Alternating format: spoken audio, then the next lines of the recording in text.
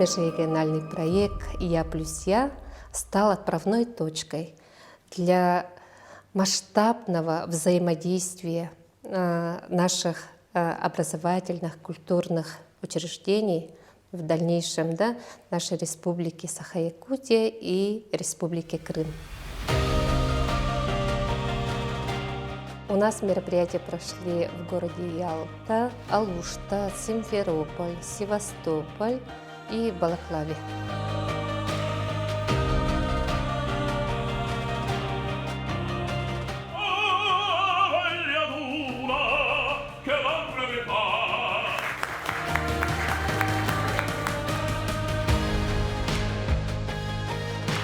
Миссией нашего музея, конечно, является не только сбор, хранение, изучение, но при этом самой главной миссией еще является у нас просветительская деятельность. Наш проект, он направлен на сближение культур, на взаимодействие, обмен и создание новых творческих проектов. Вот поэтому вот этот инструмент использовали для изгнания злых духов. Оленевод утром выходил на улицу, видит, оленей нету. И он вот этим инструментом вот так делает. Вот этот инструмент называется мангарук. Кочующий музей на этот выезд мы с собой везли, конечно же, самые замечательные, любимые посетителями интерактивные музыкальные инструменты, наши мультипликационные фильмы, конечно же, лекции и, конечно же, игры народов Севера.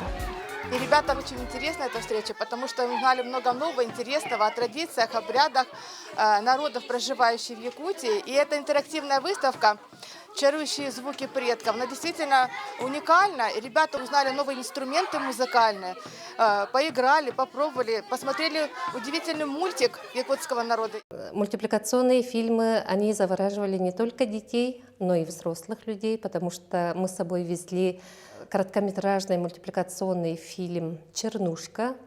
Это по сказке старожилов Русского Устья и прямо на говоре русско-устинцев. И пошли все три сестры. Идут, видят, человек молоко переливает. Пришли этому человеку. Этот человек говорит: «Пасанови, дочерья, помогите мне молоко перелить». Где сестры говорят: «Миссару на бабе идем. Да тебе какой станем молоко переливать, руки пачкать?» А третья помогла ему перелить молоко. Вот поэтому им было очень интересно воспринимать, допустим, мы перед показом же все равно им рассказываем про историю создания, про жителей Русского Устья, и потом в конце просмотра мы проводим викторину в сравнении современного русского языка того именно периода, в каком наши носители сейчас разговаривают и сохраняют свой русский язык того времени. Такие мероприятия очень полезны и очень интересны детям. То, как видят мир художники, то, как слышат мир художники, конечно, отличаются от обычного восприятия. Дети все интерпретируют по-своему, и получить такой уникальный опыт в Ялте, потрогать, поиграть, зарисовать якутские народные инструменты – это действительно уникальная возможность. Тут всякие интересные инструменты, и для меня это необычно. Я узнал про новые инструменты, про то, что верят якуты.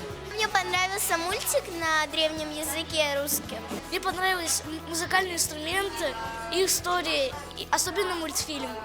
Я некоторые названия музыкальных инструментов запомнила. Сегодня мы прикоснулись вместе с детьми к истории, культуре Якутска. Я считаю, что этот проект «Ялта плюс Якутск» очень актуальный для нашего подрастающего поколения, так как мы, не выезжая в другой город, можем прикоснуться к этой культуре.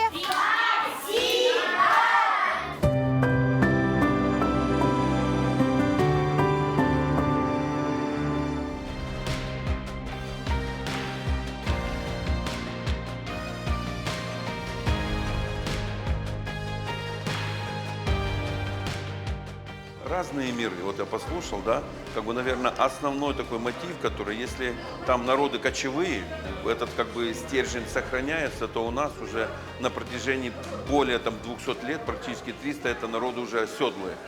Было кочевье, но это степной Крым, а если мы возьмем там южный берег Крыма, море, это народы оседлые. Но в этом, наверное, и прелесть сравнивать, изучать, находить какие-то общие вещи, потому что у нас тюркские народы, якуты тоже тюрки по своему этническому происхождению. Я надеюсь, что сегодняшняя встреча не последняя. Действительно, тот посыл, который был высказан о дружбе между регионами, о дружбе между профессиональными, между организациями, он найдет свои обороты. Появятся люди, которым захочется встречать гостей здесь, из Якутии, может быть, поехать в Якутию. Вот. Так что такие встречи очень и очень важны. Наш музей, когда выезжает, всегда едет не с пустыми руками. Мы всегда едем, конечно, со своими подарками, чтобы оставить частичку себя в другом регионе. И, конечно же, вот на этот раз мы с собой везли вот эти наши музыкальные инструменты, и мы преподнесли в дар Крымскому этнографическому музею. Мы подарили встряхиваемый шумовой инструмент джага, потом этыгыя, конечно же, ударный наш музыкальный инструмент как кюпсюр и сексир из рога коровы.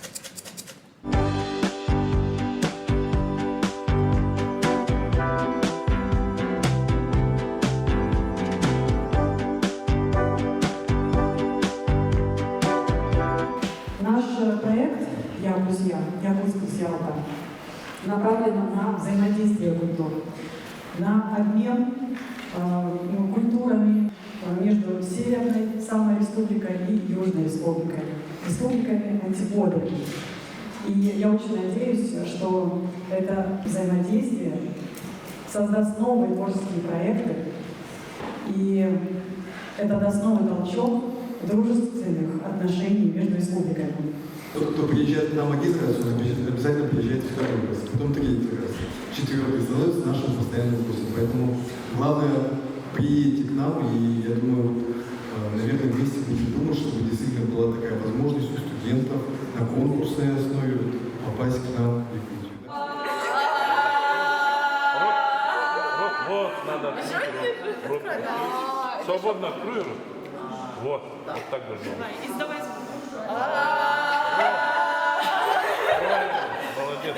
Это проект очень важный, очень ценный. В Крыму много слышали о якутском кино, но, как правило, не видели его. И, на мой взгляд, это нужно исправлять. Нужно, чтобы якутское кино здесь знали, видели, встречались с его создателями. И поэтому, на мой взгляд, это первый шаг к такому культурному сближению Крыма и Севастополя с одной стороны, и Якутии и Якутска с другой стороны. В рамках межрегионального проекта «Якутск плюс Ялта» Аланхов кино самая Северная республика и Южная республика нашей страны стали ближе.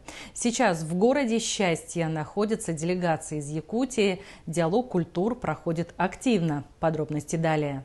Якутск плюс Ялта Аланхов кино стартовал очный этап межрегионального проекта. Он реализуется при поддержке Президентского фонда культурных инициатив. Позади ворох организационных вопросов, несколько медиамостов. И вот долгожданная встреча состоялась. Делегации из Республики Саха в Ялте. Гости прибыли 16 апреля в день освобождения Ялты от немецко-фашистских захватчиков. Для народного артиста Якутии Александра Емельянова такое совпадение не случайно. Мой дед в 1944 году, Георгий Иннокентьевич Емельянов, он освобождал Крым, Балаклаву, Феодосию, здесь. На пресс-конференции гости презентовали киноверсию оперы «Нюргун-Батур». Это первенец якутского музыкального театрального искусства, созданный основоположником музыкальной культуры республики Марком Жирковым. Это наше посвящение нашим защитникам, которые ушли защищать нашу Родину.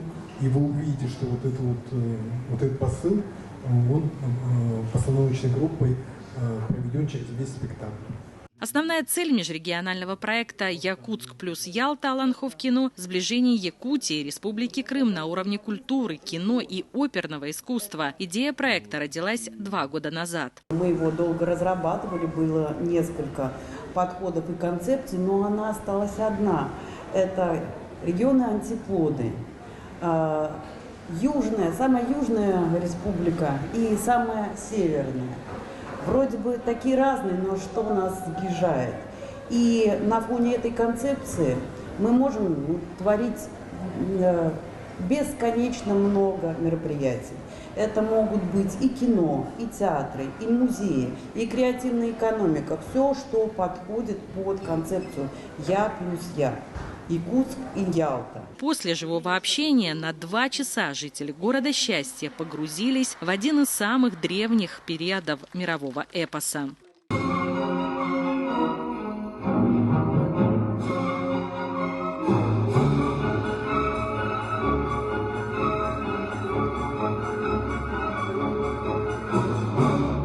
Создатели соединили в постановке классическое исполнение оперных партий и оригинальную манеру звукоизвлечения «кылысах» – горловой призвук, а в сценографии использовали элементы скифского, хунского и шумерского искусства.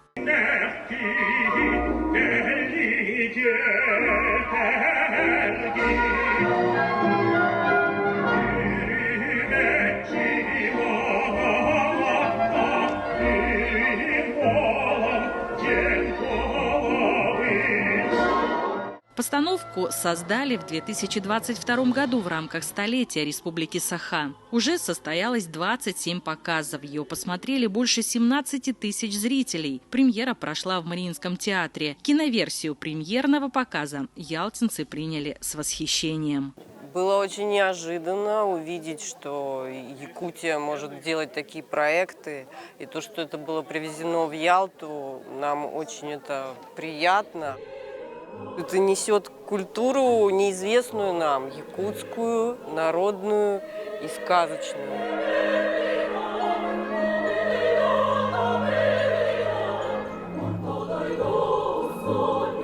Великолепная постановка, поражает масштаб, поражает количество на сцене людей. И самое интересное для меня было это сочетание оперного пения и таких красочных, подчеркивающих национальных мотивов. Это было потрясающе.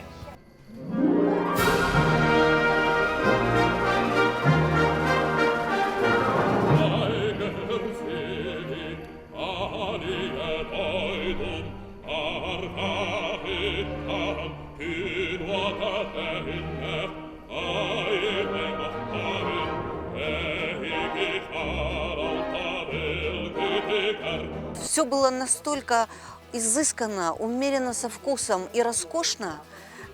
И цветовая символика работала, и движение, символика движения работала.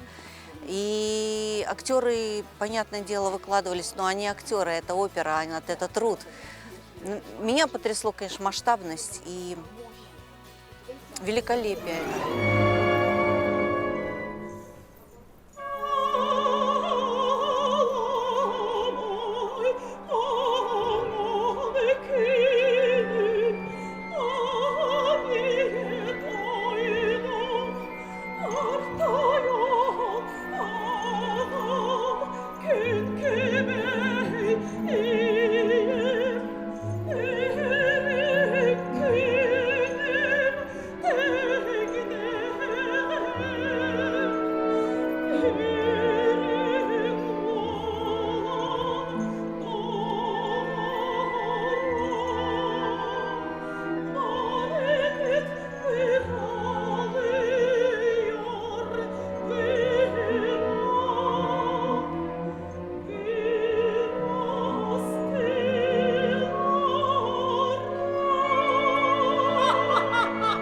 Магия этого народа, она, конечно, была передана через вот эти исполнения партии, вот через эту легенду.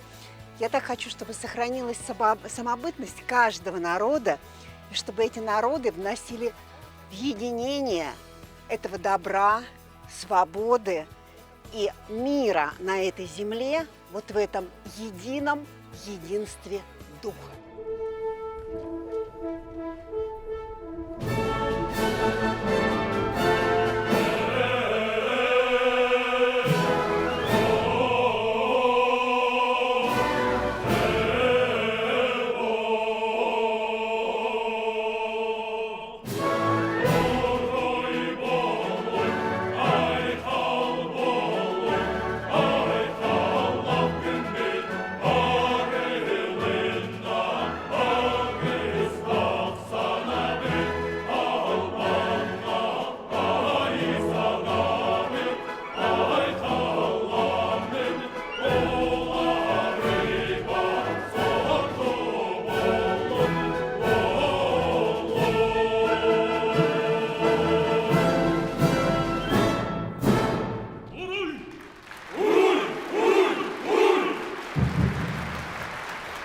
Я очень горд за свою республику, что у нас есть такое произведение, которое можно показывать не только внутри республики, можно во всем мире показывать это. Они вот так и сказали, это мировая постановка, сказали. Именно благословили дальше, чтобы мы показывали именно на мировых площадках.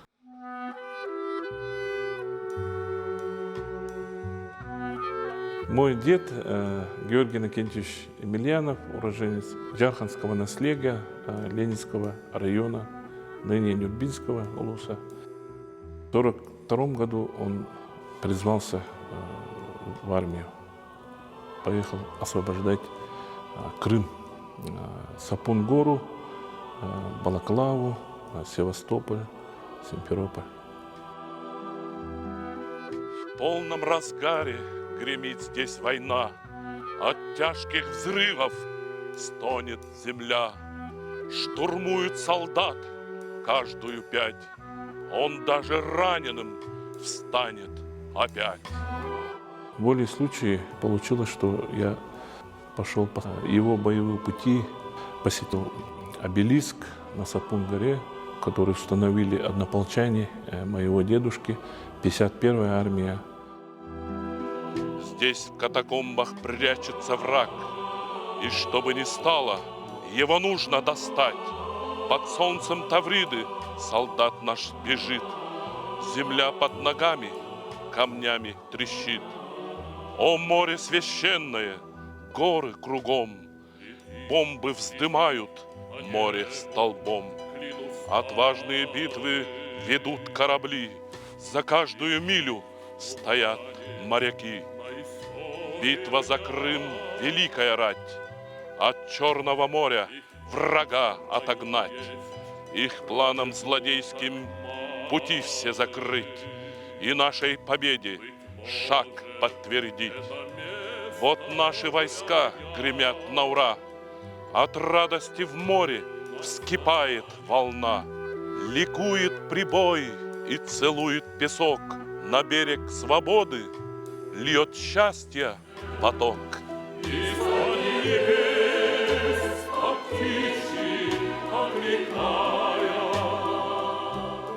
Всех вас, кого оставил на земле.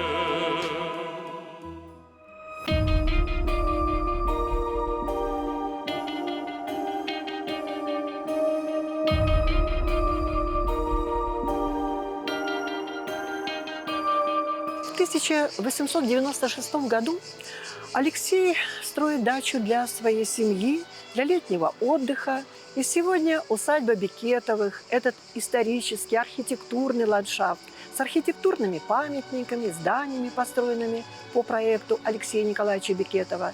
Это исторический центр профессорского уголка. В 32 года академик, в 36 профессор. Человек себя полностью реализовал. Ты самодостаточен, богат, отдыхай. А он работает каждый день. А своим студентам Бекетов говорит: непрерывный труд составляет главный закон искусства, как и закон жизни.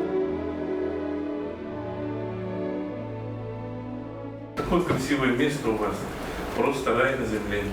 Здесь творить, петь, заниматься музыкой – это одно удовольствие. Были вместе сотрудничать с крымчанами. Республика Саха-Якутия и Республика Крым. Самая северная республика Якутия и самая южная республика Крым.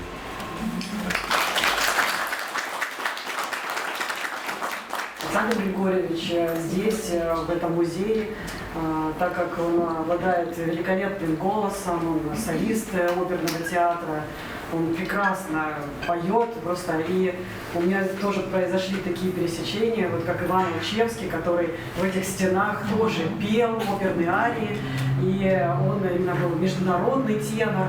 И это так тоже интересно, что я очень надеюсь, что Александр Григорьевич, возможно, это споет сегодня. Но, по крайней мере, хотелось бы вот этот резонанс, да, почувствовать тоже, потому что Иван Алчевский, Александр Емельянов, знаете, как продолжение культуры, которая здесь развивается и которая вот именно здесь, в этом доме, происходит.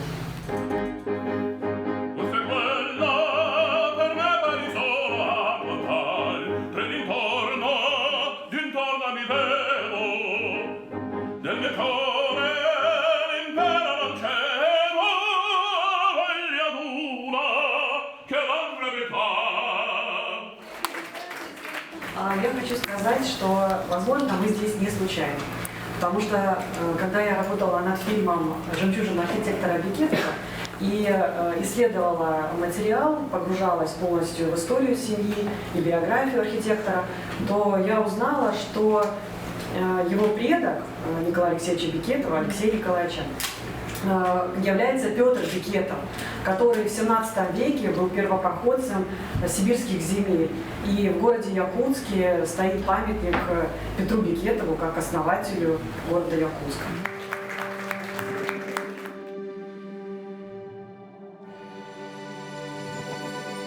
Благодаря Петру Бекетову, роду Бекетовых был дарован герб. И вы видите каждый элемент бекетовского герба. Корона, символ дворянства. Именно Петр Бекетов стоял у истоков присоединения огромных земель Сибири, Забайкалья к Российской империи. Вы говорите основатель городов Якутска, а мы говорим основатель городов Сибири.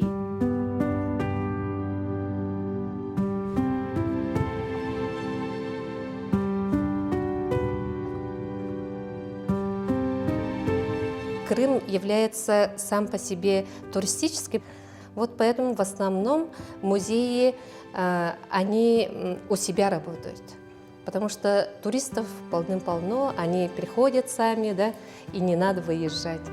И в плане того, что, допустим, вот как выездной проект «Кочующий музей» их очень заинтересовал.